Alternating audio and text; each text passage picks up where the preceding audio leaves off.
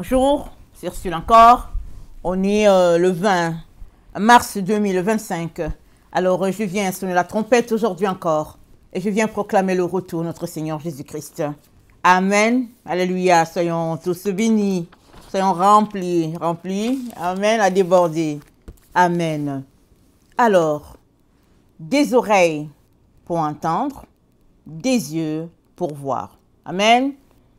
Alors, parcourant les Écritures, n'est-ce pas, on verra que Jésus-Christ a souvent parlé de nos oreilles et puis de nos yeux. Amen. Et il a fait beaucoup de comparaisons, n'est-ce pas, utilisant ces deux organes-là, qui sont quand même des éléments importants, mais surtout des éléments clés. Amen.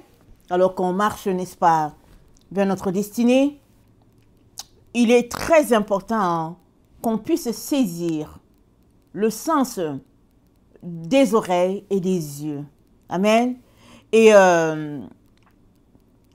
aujourd'hui, j'apporte, j'ai déjà enseigné plusieurs fois sur les oreilles et les yeux, mais aujourd'hui, j'apporte une autre avenue, n'est-ce pas, que Jésus-Christ m'a enseigné il y a peut-être 2 jours, concernant les yeux, les oreilles, en lien avec notre volonté. Amen. Alors, donner sa vie à Jésus-Christ, n'est-ce pas, c'est le point de départ pour toi et moi de nous tourner à voir comme il voit, à entendre comme il entend. Amen. Et ça, c'est la chose qui devrait changer tout de suite. Parce que très souvent, on a notre regard de la vie. On entend ce qu'on aimerait entendre. Exemple, on est en train de poursuivre, n'est-ce pas, une carrière, exemple, dans un organisme donné. Et tant et aussi longtemps que ce qu'on cherche ne touche pas l'organisme, on va juste boucher les oreilles. Les gens ont beau nous dire, voilà, il y a un emploi qui s'est ouvert ici, qui s'est ouvert ici. Non, nos oreilles sont juste quand on est sur ce boulot-là. Exemple, il fut un temps où je connaissais quelqu'un qui cherchait du travail. Et puis, j'étais vraiment en peine de savoir qu'il ne trouvait pas de travail. Pourtant, je voyais qu'il y avait du travail.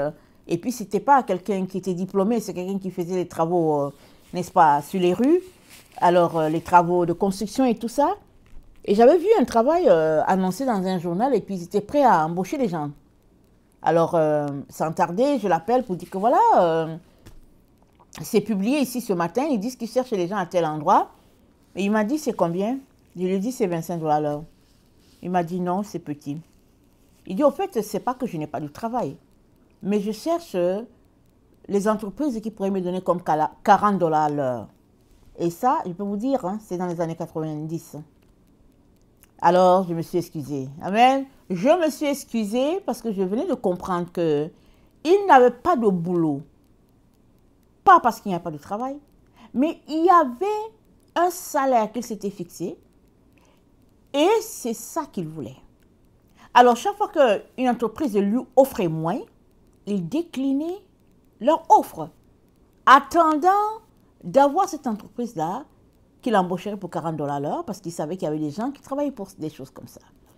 Alors, un exemple banal, mais qui cadre très bien, n'est-ce pas, avec ce qu'on aimerait entendre Dieu nous dire. Amen. Et c'est là souvent que se passe, comment on peut dire, le bug, si on peut le dire ainsi. Parce que Dieu a sa manière de penser, il a son langage, n'est-ce pas? C'est dit quoi? Qui a connu la pensée du Seigneur? Qui a été son conseiller? Amen. Le Saint-Esprit connaît la pensée du Seigneur et le Seigneur nous a donné son esprit. Et le Saint-Esprit est là pour nous communiquer la pensée du Seigneur. Mais si toi tu es un enfant de Dieu et que tu mets de côté le Saint-Esprit, comme c'est le cas pour plusieurs personnes, le Saint-Esprit ne peut pas te forcer parce que l'Esprit de Dieu est vraiment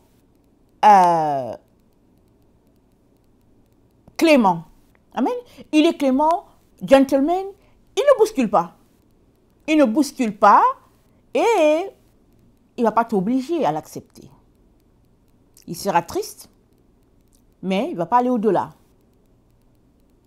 C'est à toi de t'examiner et de réaliser que tu as besoin de l'Esprit de Dieu. Si les premiers apôtres ont eu l'Esprit de Dieu et que la manifestation de l'Esprit était évidente dans leur vie, qu'est-ce qui te fait dire que tu n'as pas besoin de l'Esprit de Dieu? Amen. Il y a beaucoup d'enfants de Dieu qui ont donné leur vie à Jésus, qui ont l'Esprit de Dieu dormant en eux, latent en eux, c'est-à-dire inactif. L'Esprit de Dieu peut te remplir plusieurs fois dans ta vie. Plusieurs fois. Mais il peut aussi être là, latent. Une fois que tu donnes ta vie à Jésus, l'Esprit de Dieu vient. Parce que c'est par l'Esprit de Dieu qu'on devient enfant de Dieu. Amen. Par l'Esprit de Dieu, on devient enfant de Dieu. Mais maintenant, tu as besoin de l'inviter, de lui céder de la place, n'est-ce pas? Et surtout, d'être un élève obéissant. Est-ce que tu as vu un professeur qui donne une leçon à un enfant? L'enfant fait mal la chose, le professeur corrige. Demain, l'enfant fait encore mal la chose, le professeur corrige. L'enfant fait exactement les mêmes erreurs. Le professeur va comprendre que soit il ne comprend pas, soit il ne veut pas, soit il n'est pas intéressé. Et puis, on va souvent même le libérer pour dire il n'a qu'à laisser la place à d'autres personnes. Ou bien même, on va faire, n'est-ce pas, un interrogatoire avec lui, ses parents, pour savoir qu'est-ce qui intéresse cet enfant-là. Et puis peut-être que c'est plutôt de l'art. Et puis, pour le bien de l'enfant, les gens vont l'orienter déjà vers les études artistiques afin que cet enfant puisse s'épanouir dans son don. Amen. Amen. C'est comme ça avec l'Esprit de Dieu. Donc, l'Esprit de Dieu est là pour nous enseigner, nous conduire dans la vérité. Dans ce que Dieu a pour nous, c'est Jésus Christ qu'il a dit. Alors, où se trouve, n'est-ce pas, ta pensée par rapport à l'Esprit de Dieu? Ça, c'est une chose à régler. Pour chaque enfant de Dieu, là où nous sommes arrivés, n'est-ce pas? Dans la fin des temps où nous sommes, c'est très, très important qu'on règle cette situation-là. Parce que le sceau de Dieu, c'est l'Esprit de Dieu. Amen. Le sceau de Dieu, c'est l'Esprit de Dieu. Parce qu'il y a des enfants de Dieu qui n'ont pas l'Esprit de Dieu. Ils ont juste l'Esprit du monde. Amen. Ils ont l'Esprit de Dieu, l'Esprit du monde. Et ça va prendre qu'ils puissent prier pour demander au Seigneur de leur donner son esprit. Et ils vont décider de laisser l'autre esprit pour prendre l'Esprit de Dieu. Il y a d'autres qui sont enfants de Dieu, ils ont l'Esprit de Dieu, mais l'Esprit de Dieu est tout simplement là en eux, et puis l'attend, et puis bon, voilà, ils font les choses et les ABC, mais ils ne veulent pas que l'Esprit se manifeste parce qu'ils veulent contrôler l'Esprit de Dieu. Ça aussi, l'Esprit de Dieu ne peut pas t'aider parce que tu veux le contrôler. Jésus-Christ a dit à Simon, il a dit à Simon, quand tu étais jeune, tu faisais ce que tu voulais. Mais viendra un temps où l'Esprit va te conduire là où tu ne veux pas.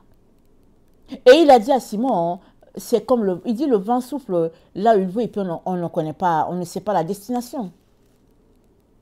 Et il est arrivé un temps où Simon est mort pour le Seigneur, il est mort pendu sur le bois. Et même les gens disent que quand les gens ont voulu le pendre la tête en haut, il a dit non, je ne mérite pas. Il dit pendez-moi la tête par en bas. Pierre a marché, lui qui a fui, qui n'a pas été capable de défendre Jésus, il a marché, il est arrivé à un état de perfection, n'est-ce pas, dans son amour pour le Seigneur, au point où il est passé par le même chemin que son Seigneur. Alléluia. Mais il l'a fait comment? En laissant le Saint-Esprit le transformer. Alléluia. En laissant le Saint-Esprit le transformer. En écoutant comme l'Esprit veut qu'on écoute.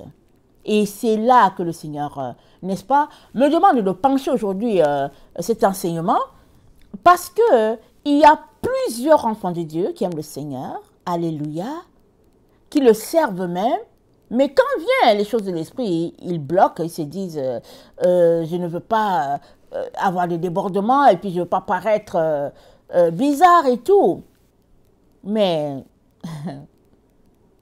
laissons dans l'esprit prendre le contrôle et on verra bien si on sera bizarre ou pas. Amen, si on sera bizarre ou pas. Parce que c'est l'Esprit de Dieu en nous qui fait tout ce que Dieu lui demande de faire. Mais si tu l'empêches de travailler, il est là pourquoi? Un jour, il va juste te dire, bon, ok, j'ai assez fait mon séjour là, ici. Je suis là pour travailler, j'ai assez fait mon séjour et puis c'est tout. Et il y a aussi ceux-là qui ont l'Esprit de Dieu, qui font les choses de Dieu, que Dieu aimerait aller amener plus loin. Mais ils sont là avec l'Esprit de Dieu, avec ce qu'ils ont. Mais le Seigneur aimerait que tu demandes plus afin d'aller plus loin. Parce que notre Dieu n'est pas stationnaire. Notre Dieu est toujours en mouvement. Toujours. Amen. Jusqu'à ce que tu quittes cette terre, il est toujours en mouvement. Tantôt il est ici, après-demain il est par là-bas. Et puis c'est ça notre Dieu. Mais il le fait comment? Dieu, il est au ciel. Il va faire ça à travers toi. On va dire, mais tu n'as pas vu Jonathan? Oh oui, mais il était ici. Ah, mais il paraît qu'il est rendu là. Oh, mais voilà, voilà. C'est l'Esprit de Dieu qui fait les choses comme ça. Et là encore, il faudrait que tu le veuilles. Que tu laisses l'Esprit de Dieu prendre contrôle de toute la situation et répandre la gloire de Dieu sur la terre à travers toi dans ta petite portion qu'il t'a donnée. Amen. Alors, entendre comme Dieu entend, parce que Jésus a dit, on vous mesurera de la même mesure que vous serez mesuré, vous mesurez, et on ajoutera un peu. On te mesure. Comment dois-tu te mesurer? C'est en fonction de ce que tu entends. Amen. C'est en fonction de ce que tu entends. Et quand tu entends, n'est-ce pas, ce que tu entends là, c'est ça qui va t'orienter. Si tu as entendu un bruit, n'est-ce pas, assourdissant, tu vas dire, tiens, il y a quelque chose qui se passe. Il y a quelques années, en tout cas, ça fait au moins 10 ans de cela. Mes enfants encore, ils étaient très jeunes encore. Et puis, ils étaient en train de jouer au sous-sol. Ils jouaient, chacun faisait ses affaires. Et les autres, très souvent, ils avaient leur Lego et puis ils les montaient. Et subitement, ils ont entendu un bruit qui était différent du bruit habituel qu'ils entendaient. Amen. Vous savez quoi? En l'espace d'une minute, ça faisait même pas une minute, tout le monde était au rez-de-chaussée. Ils étaient tous au rez-de-chaussée et ils sont venus nous trouver, n'est-ce pas?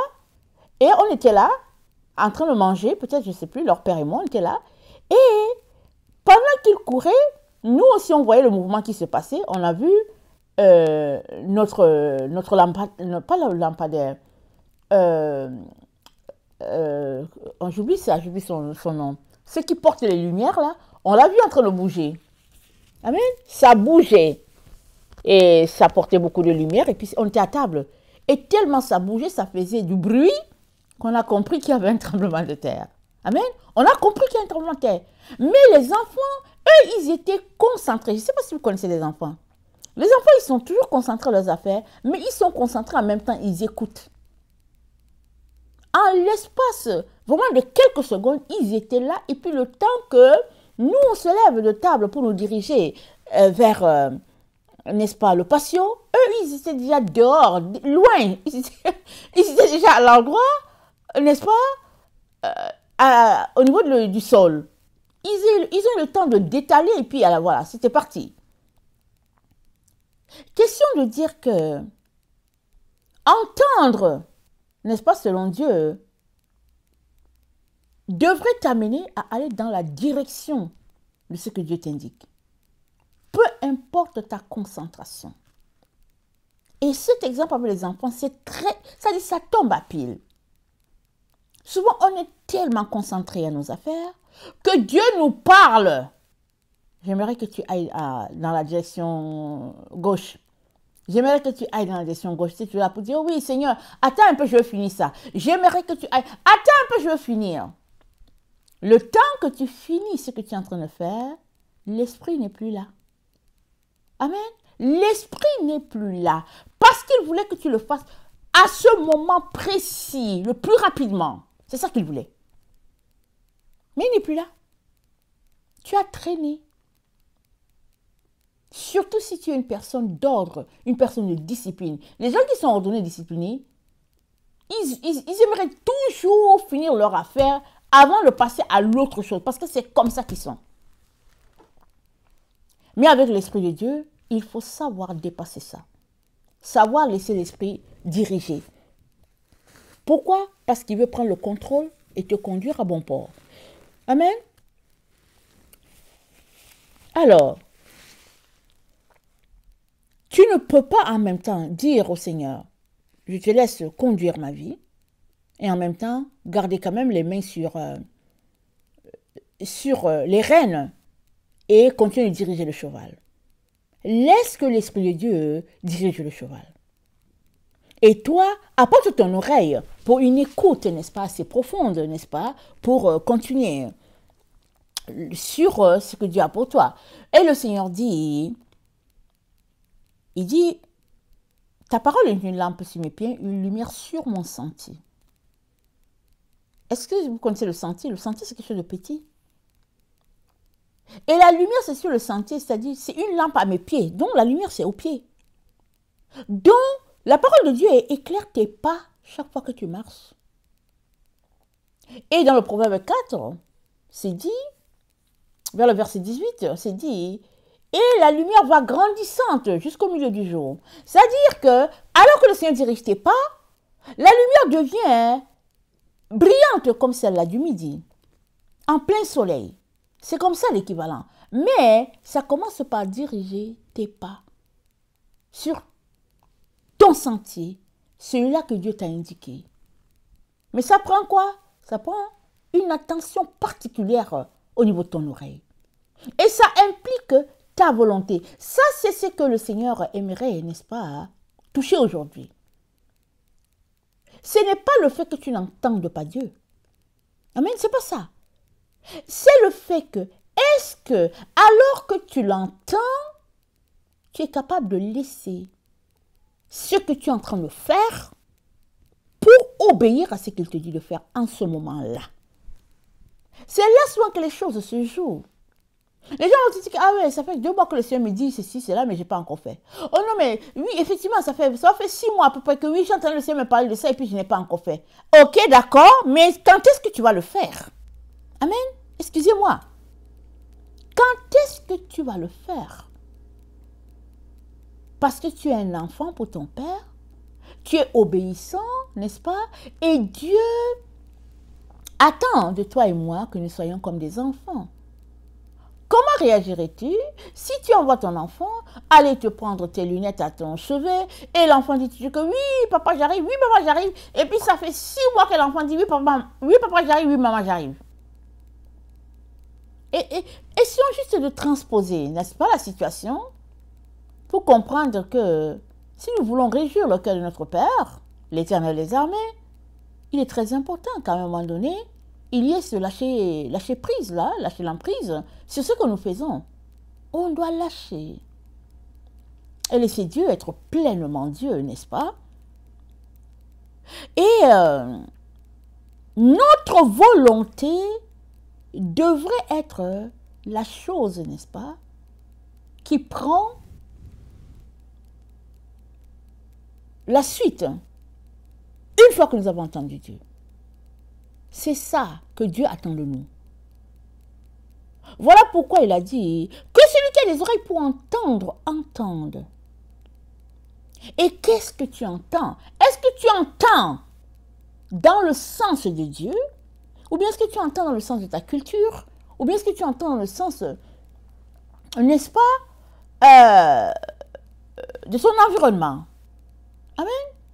Souvent on peut entendre Dieu et on a été éduqué à aller demander à un prêtre, on s'en va demander au prêtre. Mais le prêtre n'a pas le savoir. Si tu as entendu Dieu, vas-y encore à l'endroit où tu l'as entendu, mais il va te parler. Si tu as parlé une fois, il est capable de te parler 2 fois. Et si tu ne l'as pas entendu audiblement, mais insiste à ce passage-là que tu as lu, et puis Dieu va te l'expliquer. Parce que celui-là vers qui tu pars, il va t'expliquer les choses selon sa coutume à lui, selon sa compréhension à lui, selon sa culture à lui. Et s'il n'est pas à l'endroit même où il peut entendre Dieu, alors Voilà, tu as entendu bien Dieu, mais tu es allé ailleurs et puis quelqu'un d'autre t'a dirigé ailleurs et puis c'est comme cette parole que tu as entendue et puis les oiseaux sont venus manger.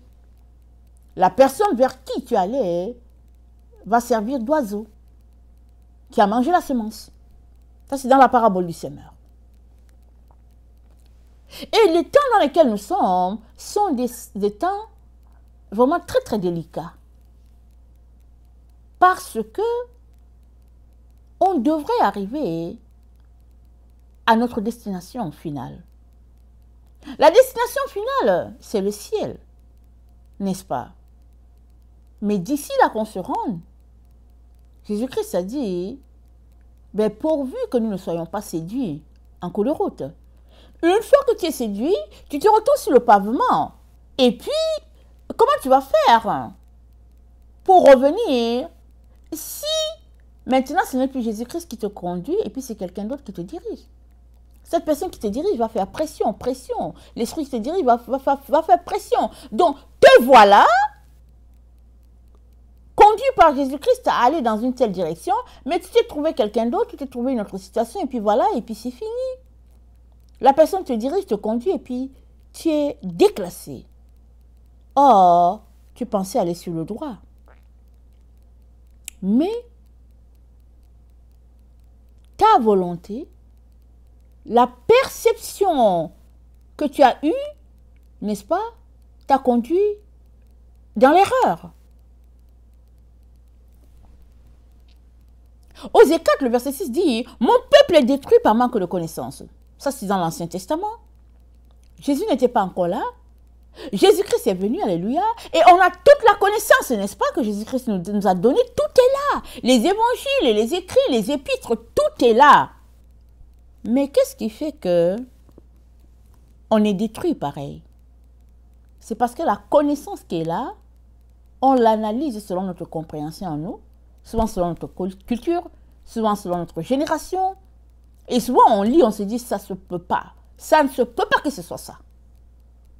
Mais vas-y devant Dieu. Exemple, on lit 1 Corinthiens 13.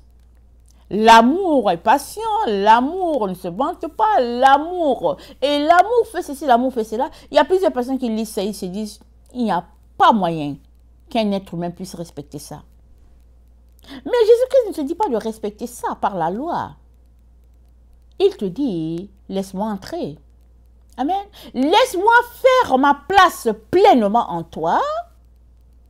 Mon esprit étant là, il va faire que tu vas te mettre à aimer, sans même le réaliser. Tu vas resplendir d'amour envers les gens.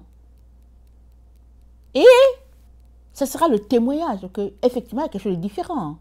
En elle, en lui. Il n'était pas comme ça. Il était très rude. Elle était très très rude. Mais regardez comment elle est devenue tendre. Elle est devenue vraiment doux. Qu'est-ce qui se passe? Alors la connaissance, n'est-ce pas, que Dieu a pour nous, peut rester longtemps sur nos tables, dans nos Bibles, si on ne laisse pas le Saint-Esprit prendre le contrôle et nous orienter dans le sens de Dieu, de telle sorte qu'on puisse entendre ce que Dieu aimerait qu'on entende. Amen. Pas la société, pas nos envies, n'est-ce pas? Mais entendre le son de Dieu, aller dans la trajectoire de Dieu. Amen. C'est ça que Dieu a pour nous. Alors, d'où l'importance des oreilles, n'est-ce pas? Des oreilles pour entendre. Alors, on va passer aux yeux. Amen. Alors, des yeux pour voir. Amen. Alléluia. Jésus-Christ a aussi dit qui est aveugle, sinon mon serviteur. Amen. Ou bien qui est aveugle comme mon serviteur. Et on trouve ça dans Isaïe 42, le verset 19, ça dit, qui est aveugle sinon mon serviteur et sourd comme mon messager que j'envoie. Qui est aveugle comme l'ami de Dieu, aveugle comme le serviteur de l'Éternel. Tu as vu beaucoup de choses, mais tu n'y as point pris garde. Amen. Donc, ce passage, n'est-ce pas, va dans le même sens que celui que Jésus-Christ a dit aux pharisiens quand il a guéri l'aveugle-né. Alors il a dit, il est venu dans ce monde pour un jugement, pour que ceux-là qui voient ne voient plus, et ceux-là qui ne voyaient pas puissent voir. Et puis, mais quels sont ceux qui voient? Parce que un pharisien lui a dit, mais est-ce que nous aussi nous sommes aveugles? Et Jésus-Christ lui a dit, si vous étiez aveugle, vous n'aurez pas de problème à voir. Question de dire, vous faites partie des gens qui voient. Mais ils voyaient, mais pas selon Dieu. Ils voyaient, mais pas selon l'Esprit de Dieu.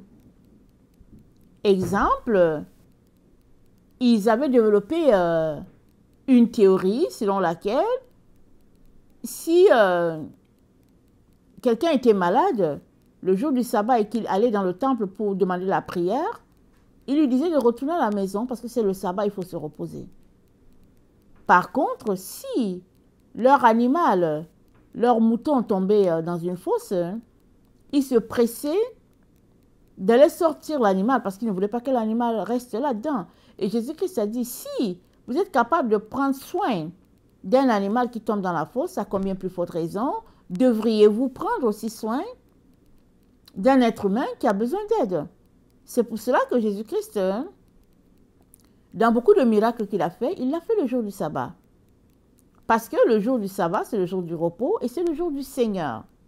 C'est justement le jour où on devrait espérer un miracle. C'est justement le jour où, n'est-ce pas, toute personne devrait se reposer dans le Seigneur, de telle manière que s'il y a une maladie, c'est un bon jour pour que Dieu guérisse. Amen. Alors, le Seigneur met l'accent, n'est-ce pas, sur la vision parce que notre vision devrait être sur le même diapason que ce que Dieu voit. Voilà pourquoi c'est dit qui est aveugle comme mon serviteur. Alors, les serviteurs de Dieu, ils ne voient pas. Ils voient seulement ce que Dieu leur donne de voir. Si Dieu ne t'a pas donné de voir, n'essaye pas de voir autre chose. Parce que tu vas te perdre. Tu vas aller dans le champ, n'est-ce pas? Et cette vision, n'est-ce pas, que Dieu attend de chacun d'entre nous, devrait nous pousser à nous accrocher au Seigneur et dépendre de lui à tout point de vue. Parce que souvent, on peut voir quelque chose et ce n'est pas ce que Dieu a voulu qu'on voit. Amen. On peut percevoir quelque chose et notre esprit nous a donné de percevoir et puis souvent, on peut coller ça à Dieu alors que ce n'est pas ça que Dieu nous a donné de voir. Donc, on devrait marcher dans une dépendance point par point au Seigneur. Et c'est là que intervient la volonté. Amen. Notre volonté est l'élément qui doit être soumis à Dieu pour qu'on puisse aller dans son sens. Souvent, Dieu va nous dire d'aller dans telle direction et notre regard va nous montrer que non, ce n'est pas bien. Ce n'est pas une bonne chose. Mais si le regard de Dieu te dit que c'est une bonne chose, pourquoi t'inquiéter? Vas-y faire. Les gens vont peut-être se moquer de toi. Et puis, ça ne change rien. Parce que Dieu est avec toi dans ce que tu es en train de faire. Amen. Et la concentration donc, n'est-ce pas, que nous sommes appelés à avoir, devrait être sur ce que Dieu nous appelle à faire. Pas ailleurs. Sur ce que Dieu nous appelle à faire. Là, le moment. Et c'est toutes les choses qu'on aura faites en écoutant comme le Seigneur veut qu'on écoute, en regardant comme le Seigneur aimerait qu'on regarde, c'est l'accumulation de ces choses-là qui va nous amener à notre destination finale. Amen. C'est l'accumulation. Si aujourd'hui tu as marché, tu as écouté ce que le Seigneur t'a dit, alors la prochaine étape, c'est d'aller mettre en pratique. Parce que le Seigneur peut te parler plusieurs fois. Si la pratique ne suit pas, ça ne vaut pas la peine. Amen. Ça ne vaut pas la peine qu'il te parle. Autrement dit, Dieu nous parle pour que nous écoutions et que nous mettons en pratique. Voilà pourquoi il a dit, si quelqu'un a des oreilles pour entendre, qu'il entende. Quand quelqu'un entend, n'est-ce pas, il tient compte du message qui a été livré et il l'applique. Amen. Quand quelqu'un voit, il tient compte, n'est-ce pas, du point de sa vision et puis il agit, c'est-à-dire il obéit. Et c'est la raison pour laquelle le Seigneur nous a parlé dans Colossiens 3. Dans Colossiens 3, le verset 3, le verset 1, pardon, le Seigneur dit de s'affectionner des choses qui sont en haut. Qu'est-il en train de dire? Il est en train de dire que nos yeux soient rivés vers les choses du ciel. Amen, c'est ce qu'il est en train de dire. Les choses qui intéressent Dieu. Les choses pour lesquelles le Seigneur, n'est-ce pas, a donné sa vie. Pas sur les choses du monde. Pas sur ces choses-là qui sont qui touchent les êtres humains et puis qui impressionnent et puis non. Le Seigneur nous demande de nous tourner vers les choses qui sont dans le ciel. Et ces choses qui sont dans le ciel, on pourrait juste les apprécier dans leur juste valeur, n'est-ce pas? Parce qu'on vient dans la présence de Dieu. Et on vient dans la présence de Dieu pour... qu'est-ce qu'on fait dans la présence de Dieu? On vient charger notre batterie dans sa présence. Juste la présence de Dieu, c'est juste bien. On est dans sa présence. Et l'autre truc, n'est-ce pas? Le Seigneur nous a demandé de rechercher l'Esprit. Et on est là en train de rechercher l'Esprit de Dieu. Et pendant que Dieu nous remplit, n'est-ce pas, de son Esprit, il nous enseigne en même temps. Il nous donne son collier, comme il a dit dans Apocalypse 3, le verset 14. Il a dit, achetez de moi du collier, achetez de moi des vêtements, achetez de moi de l'or éprouvé par le feu. Donc, il n'y a que Dieu, n'est-ce pas, qui peut nous donner d'avoir sa vision à lui des choses. Souvent, on peut lire le texte et puis on peut comprendre d'une façon, mais le Saint-Esprit va nous donner de comprendre. Souvent, on veut lire quelque chose, on va dire, ah ok, voici c'est le temps. Le temps est là, alors que c'est juste peut-être un précurseur.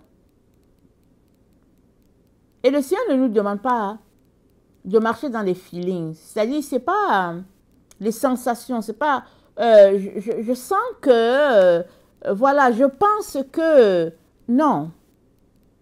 Le Seigneur ne nous appelle pas à sentir quelque chose, à penser quelque chose. Il nous appelle, n'est-ce pas, à voir ce qu'il veut qu'on voit. Si ce qu'il veut que tu vois, c'est juste le buisson là qui est là, comme Moïse avait vu le feu dans le buisson, c'est ça que Dieu a montré. Alors vois juste le buisson. Et après, Dieu te dira pourquoi il t'a montré le buisson. Mais souvent, il arrive qu'on voit le buisson et on voit tout le champ qui est dans le buisson et on voit encore autre chose. Mais le Seigneur aimerait qu'on puisse voir comme il voit, c'est-à-dire marcher à son rythme et puis nous attendre à lui. C'est pour cela que ces derniers temps, n'est-ce pas, il nous ramène à l'essentiel, aux choses les plus importantes, les petites choses. La sanctification, la marche de l'amour, la marche de la consécration, la recherche de l'Esprit de Dieu. C'est ça. Et notre volonté joue un grand rôle. Ça, c'est vrai, c'est dans tout, n'est-ce pas? C'est vrai que c'est dans tout. Si tu ne veux pas faire quelque chose, Dieu a beau te montrer ce qu'il y a, tu ne feras pas. Parce que tu ne veux pas. C'est pourquoi c'est très important qu'on puisse prier, Seigneur, mets en nous le vouloir et le faire. Amen. Faisons de cela notre prière. Seigneur, mets en nous le vouloir et le faire. Seigneur, mets en moi le vouloir et le faire de ce que tu me montres. Fais-moi comprendre, fais-moi saisir, Seigneur, ce que tu veux que je comprenne, ce que tu veux que je saisisse. Pour l'avancement, n'est-ce pas, de ton Église.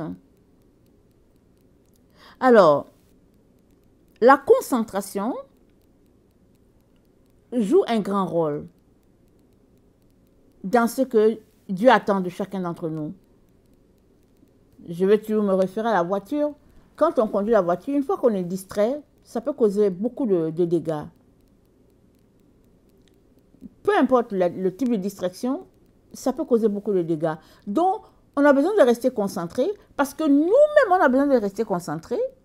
Et puis, on se concentre pour nous-mêmes, mais on se concentre aussi pour l'autre voiture qui pourrait, n'est-ce pas? On ne sait jamais, parce que souvent, ce n'est pas tous les conducteurs qui sont concentrés. Donc, tu te concentres pour toi et tu te concentres en regardant ton angle mort pour voir qu'est-ce que l'autre voiture est en train de faire. Parce que c'est important. Donc, c'est la même chose. Amen. C'est la même chose dans notre marche avec le Seigneur. Alors que Dieu a mis que l'oreille et les yeux sont les éléments importants, n'est-ce pas? Il est donc essentiel qu'on puisse s'assurer que, alors que nos yeux voient quelque chose, est-ce que c'est ça que Dieu voit? Alors que nos oreilles ont entendu quelque chose, mais est-ce que c'est ça que Dieu nous a dit? Est-ce qu'on a vraiment entendu ce que Dieu nous a dit? Ou bien est-ce qu'on a entendu autre chose? Et on s'est retrouvé là comme ça. Amen. Et ça demande de prendre beaucoup de temps dans la présence de Dieu. Ça demande de laisser beaucoup de choses de côté pour entendre ce que Dieu veut qu'on entende. Jésus-Christ a dit, heureux les oreilles qui entendent ce que vous entendez. Amen. Pourquoi? Parce que cette génération-là qui a entendu Jésus-Christ, n'est-ce pas, a dû réaliser la différence entre la prédication de Jésus et la prédication des pharisiens. Ils ont entendu et ils ont vécu quelque chose d'inédit. Ils ont vécu la mort de Jésus. Ils ont vécu sa résurrection. Ils ont vécu tout ce qui a tourné autour de la mort de Jésus, de telle sorte que ils ont pu, n'est-ce pas, faire la part des choses pour dire, assurément ce gars-là, il est fils de Dieu. Ou bien assurément, là, ça c'est le prophète qui doit venir. Donc, des oreilles qui entendent selon le Seigneur, des yeux qui voient selon le Seigneur, arrivent, n'est-ce pas, à cette compréhension-là, que c'est bon toujours d'attendre Dieu. Avant de bouger, il est important qu'on aille demander, Seigneur, est-ce que ce que j'entends, c'est ça? Seigneur, est-ce que ce que je vois, c'est ça? Amen. C'est très, très important. Et surtout pour les personnes, n'est-ce pas, qui enseignent, qui apportent des messages, c'est très important. Et c'est pas toujours facile, n'est-ce pas? C'est pas toujours facile d'aller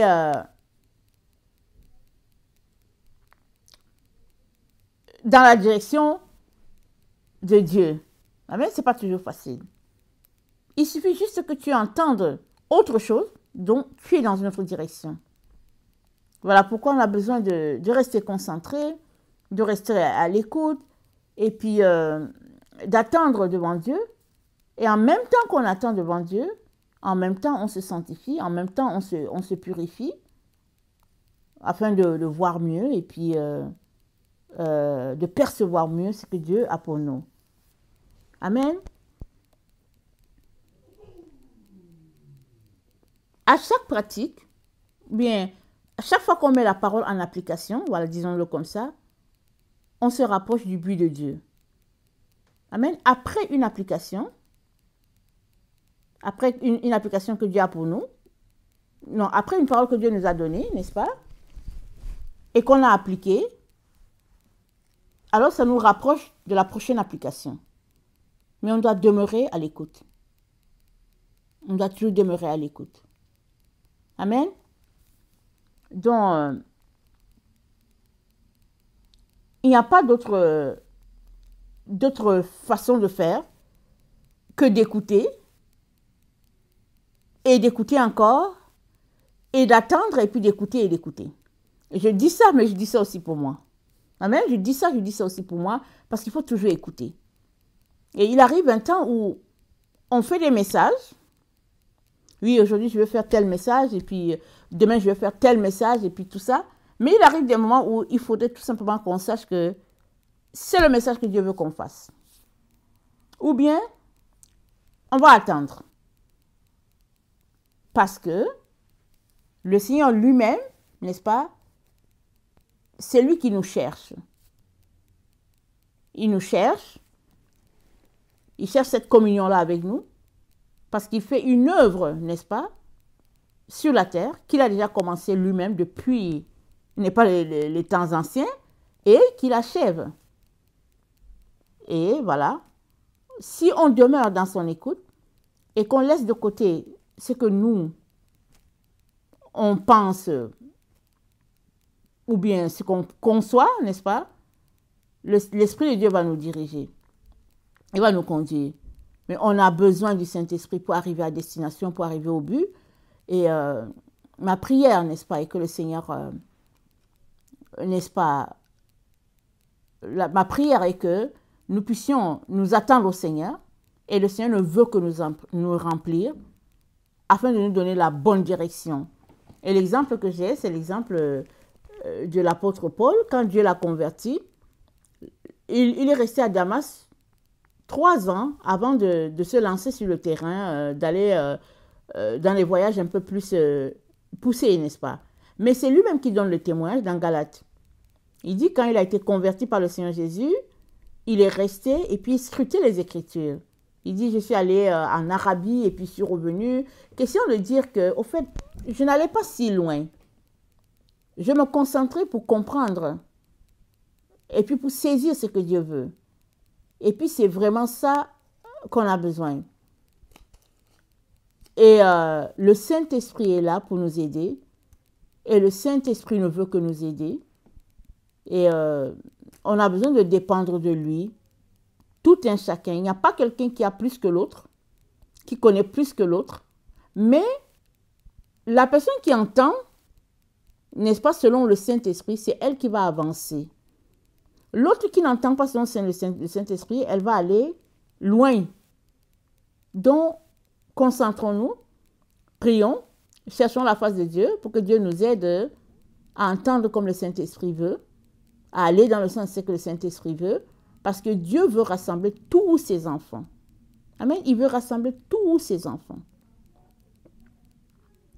Il nous a sauvés et ce qu'il veut, c'est pas qu'on puisse périr, c'est pour que on puisse bénéficier de ce salut-là. Et le salut, il est disponible pour tout le monde. Amen. Il est disponible pour tout le monde. Il n'y a pas des gens, il n'y a pas des super enseignants, des super personnes qui sont mises de côté. Non, c'est pour tout le monde. Là où tu es, si tu viens devant Dieu et que tu commences à lire la parole et que tu laisses le Saint-Esprit te diriger, tu vas avancer dans le Seigneur. Tu vas avancer. Et tu vas avancer par rapport à ce que Dieu a pour toi. Pas par rapport à l'autre qui est là, mais par rapport à ce que Dieu a pour toi. Amen. Que le Seigneur, n'est-ce pas, vous fortifie. Et je vais terminer par la prière pour dire, Seigneur Jésus, je veux te dire merci pour la façon que tu conduis tes enfants. Merci de ce que nous avons besoin de tes oreilles, de tes yeux, Seigneur, pour marcher dans ce que tu as pour nous. Seigneur, aide-nous à faire ta volonté en toutes choses, à voir comme tu veux qu'on voit, que tu veux qu'on voit, à entendre comme tu veux qu'on entende. Et je sais, Seigneur, que nous sommes dans les temps de la fin, mais les temps de la fin, ça n'a pas commencé maintenant, ça a commencé depuis, Seigneur.